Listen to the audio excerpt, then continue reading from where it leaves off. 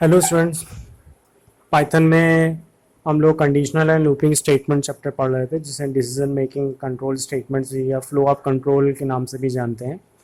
तो उसमें हमने कंडीशनल स्टेटमेंट्स के बारे में डिटेल में इंट्रोडक्शन पढ़ा था लास्ट वीडियोस में। Now we are going to start a new lecture. Python loops के बारे में हम पढ़ेंगे कि what do you mean by loops, what are the uses of loops, how many types of loops used in Python, and how to control the loops in programming model. So without any delay, let's start with loops. Before we going to start the loops, first of all we discuss about the introduction of loops. So what do you mean by loop? So as we have already studied that there are many situations where we need to repeat same set of tasks again and again. कोई task अगर हमें बार बार execute करना है up to N number of times, like while writing table of any number, अगर मैं आपसे कहूँ कि किसी नंबर की टेबल लिखिए, तो आप what you do, you multiply same number from 1 to 10। तो 10 बार सेम नंबर आप मल्टीप्लाई करोगे, ठीक है, और उसका आंसर लिखोगे। तो multiplying number from n to 1 to find the factorial. इसी तरह से अगर किसी नंबर का फैक्टोरियल कैलकुलेट करना है तो n into N minus one into N minus two, ठीक है, इस तरह से फैक्टोरियल निकालते हैं आप। तो in real life to prepare parathas, suppose to prepare your bag with all items daily coming to school again and again, ठीक है, 6 days अ वीक आप स्कूल आते हैं फिर घर वापस जाते हैं, तो ये भी एक रिपीटिंग ऑफ टास्क है। तो please explore more real life condition where repetition of task was done by you. तो बहुत सारे रिपीटिशन ऑफ टास्क आप डेली लाइफ में एग्जीक्यूट करते हैं, बहुत सारे काम हैं जो बार बार आप पढ़ते हैं, एक रेगुलर इंटरवल में पढ़ते हैं, रिपीट करते हैं। तो this is called a loop.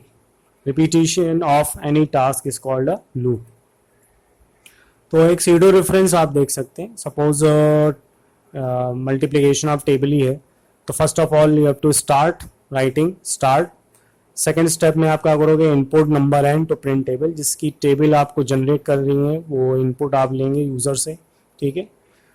Now first of all you have to let count is equal to 1, चूंकि 1 से आपका टेबल स्टार्ट होता है तो काउंट की वैल्यू 1 ले ली गई है। सबसे पहले आप फर्स्ट नंबर डिस्प्ले करोगे एन मल्टीप्लाइड बाय 1, ठीक है। सपोज एन में आपने 5 इनपुट लिया, तो डिस्प्ले 5 इंटू 1, तो 5 1 इंटू 1 दैट इज 5 प्रिंट करेगा स्क्रीन में। फिर इसके बाद क्या करेंगे, काउंट की वैल्यू आप 1 ऐड 1 टू काउंट, यानी कि 1 + 1 2 हो जाएगा काउंट की value. Now you have to check the condition कि whether you are reach the last count that is 10। If the count is equal to 10, अगर आपकी लास्ट काउंट 10 तक पहुंच गई है टेबल, तो आप स्टॉप हो जाओगे, ठीक है। एल्स में क्या होगा, रिपीट फ्रॉम स्टेप सी, ठीक है। अगर हम काउंट की वैल्यू हमारी 10 तक नहीं पहुंची है तो हम वापस इस स्टेप्स को क्या करेंगे, रिपीट करेंगे, तो एक साइकिल बनेगा, ठीक है। ये रिपीट होगा, एन की वैल्यू फिर कैलकुलेट होगी, तो 5 इंटू 2, तो 5 2 10 डिस्प्ले होगा। फिर ऐड 1 टू काउंट, काउंट की वैल्यू फिर 1 प्लस हो जाएगी, तो 3 हो जाएगी। 3 is equal to 10, condition false हो गई, तो एल्स में चले जाएंगे। एल्स में फिर लिखा हुआ है रिपीट फ्रॉम स्टेप सी, तो फिर आप स्टेप नंबर सी में मूव कर जाएंगे, फिर डिस्प्ले होगा 5 3 15, राइट। फिर ऐड 1 टू काउंट, तो 3 से 4 हो जाएगा, 4 इज नॉट इक्वल टू 10, फिर रिपीट स्टेप होगा। इस तरह से ये देखिए एक लूप बन रहा है, ठीक है, फ्रॉम DEF, ये रिपीट हो रहा है लूप में, और ये तब तक चलता रहेगा जब तक कि काउंट की वैल्यू 10 नहीं हो जाती है। जब काउंट की वैल्यू 10 हो जाएगी तो आपका लूप स्टॉप हो जाएगा और आप इस साइकिल से बाहर आ जाओगे। तो the repetition of task is called a loop. Now Python loop statements. तो पाइथन में 2 टाइप्स के लूप स्टेटमेंट्स होते हैं। To carry out repetition of statements, Python provide 2 loop statements. First is called conditional loop statement, जिसे हम while के नाम से जानते हैं पाइथन में। Second is called counting loop statement, जिसको हम फॉर लूप के नाम से जानते हैं पाइथन में, ठीक है। तो before starting the introduction of loop, First of all, we discuss about the special function which is called a range function, because range function is helpful in looping statements. That's why we have to learn the range function in first before we proceed to the looping statements for and while. तो what do you mean by range function? Basically range एक तरह का sequence होता है, generate करता है. Before we proceed to for loop, let us understand range function which we will use in for loop to repeat the statement to n number of times. तो for loop में ये helpful होता है range function, जो आपके loop को n number of times repeat करने के लिए beneficial होता है. ठीक है, क्योंकि range जो होता है वो सीक्वेंस जनरेट करता है, लिस्ट जनरेट करता है from beginning to end. The syntax of range is function is range bracket में lower limit comma upper limit. कहाँ से आपका लूप स्टार्ट होगा, इनिशियल लिमिट, और कहाँ पे एंड होगा. जैसे कि टेबल के केस में हमने देखा 1 से लेके 10 तक आप टेबल जनरेट कर रहे हो काउंटिंग, तो लोअर लिमिट उसकी हो जाएगी 1 और अपर लिमिट क्या हो जाएगी 10. The range function generate set of values from lower limit to upper limit -1. तो रेंज में हमेशा याद रखना है कि जो अपर लिमिट होती है उससे कम तक की रेंज एक सीक्वेंस जनरेट करता है. जैसे अगर हमने दिया लोअर लिमिट 1 दी, अपर लिमिट 10 दी, राइट, तो हमको जो सीक्वेंस ये रिटर्न करेगा, नंबर ऑफ सीरीज जो नंबर की रिटर्न करेगा, लिस्ट जो रिटर्न करेगा, वो 1 से लेके 9 तक रिटर्न करेगा. ठीक है, क्योंकि अपर लिमिट हमारी 10 है तो हमेशा n-1 अपर लिमिट -1 ही रिटर्न करता है वो, तो 1 to 9 रिटर्न करेगा. Right, no. So for example range 1, 10, जैसे कि मैंने अभी आपको बताया, will generate the set of values from 1 to 9.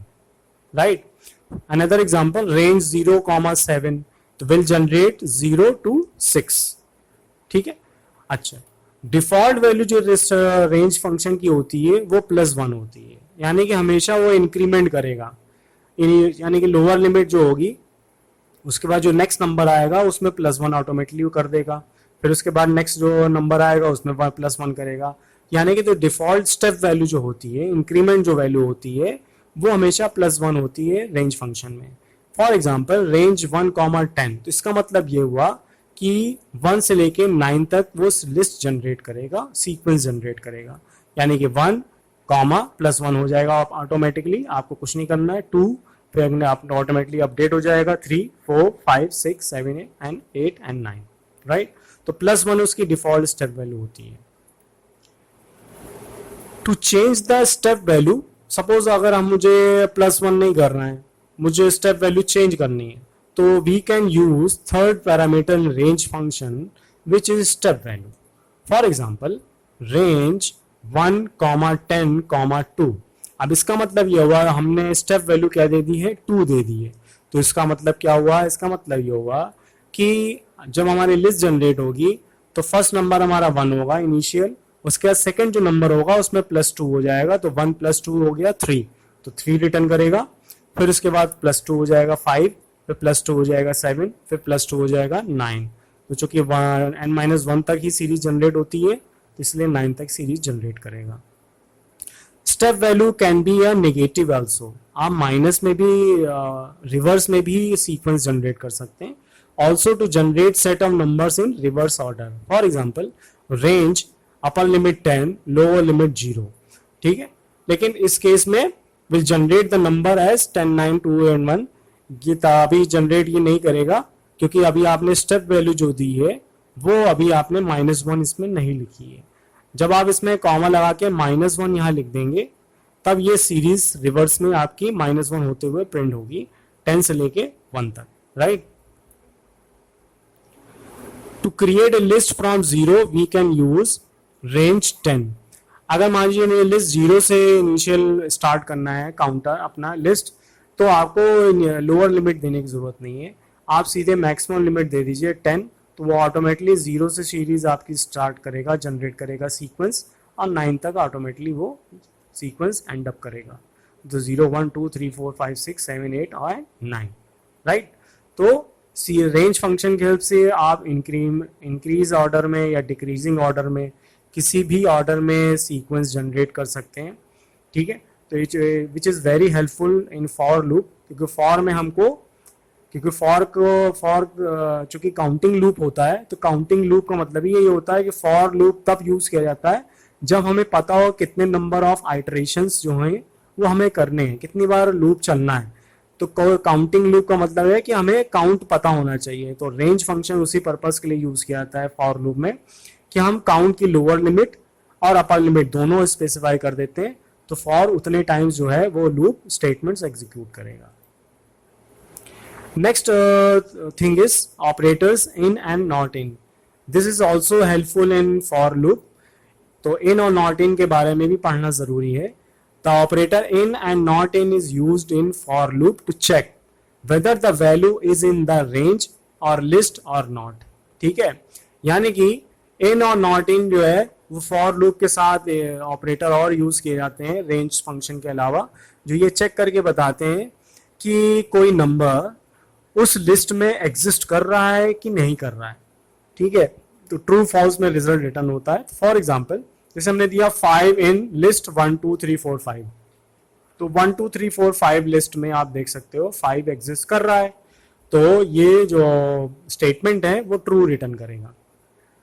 Second statement देखिए 5 इन 1 2 3 4, तो देखिए 5 इस लिस्ट में एग्जिस्ट नहीं कर रहा है, तो in that case this statement will return false. तो इन ऑपरेटर जो है वो ये चेक करता है कि whether the particular value is exist in a range और इन अ लिस्ट और इन अ स्ट्रिंग। यानी कि सीक्वेंस, पाइथन में सीक्वेंस कई टाइप के हो सकते हैं। स्ट्रिंग भी एक तरह का सीक्वेंस है, string is a collection of character. List भी आगे पढ़ेंगे जाके, लिस्ट भी एक सीक्वेंस होता है, ठीक है। टपल्स है वो भी एक सीक्वेंस होता है। उसी तरीके से रेंज के थ्रू भी हम सीक्वेंस जनरेट कर सकते हैं, which is very helpful in for statement. जैसे कि स्ट्रिंग के केस में देखें हमने दिया हुआ है कि ए इन एप्पल, तो एप्पल स्ट्रिंग के अंदर ए एग्जिस्ट कर रहा है, इसलिए ये ट्रू स्टेटमेंट रिटर्न करेगा। नेशनल इन इंटरनेशनल, तो इंटरनेशनल वर्ड के अंदर नेशनल जो सब स्ट्रिंग है वो एग्जिस्ट कर रही है, इसलिए ये ट्रू रिटर्न कर रहा है, ठीक है। तो स्ट्रिंग भी चूंकि सीक्वेंस होता है, तो वहां पर इन और नॉट इन का इम्प्लीमेंटेशन हम कर सकते हैं। तो program to check whether any word is in a part of sentence और नॉट, ठीक है। तो उसको हम ये चेक करना चाहते हैं कि कोई सेंटेंस आपने यूजर से इनपुट लिया है, स्ट्रिंग लाइन, और उस लाइन के अलावा आपने एक वर्ड इनपुट किया है, एंटर एनी वर्ड, ठीक है। अब हमें ये चेक करना है ये जो वर्ड है वो इस लाइन में एग्जिस्ट कर रहा है स्ट्रिंग में कि नहीं कर रहा है।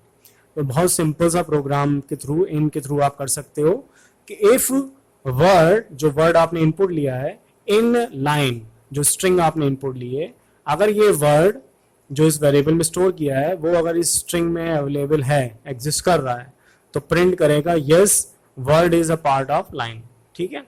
Else return print know the particular word is not a part of the line which is input through line variable, right. तो इनका यूज ये है।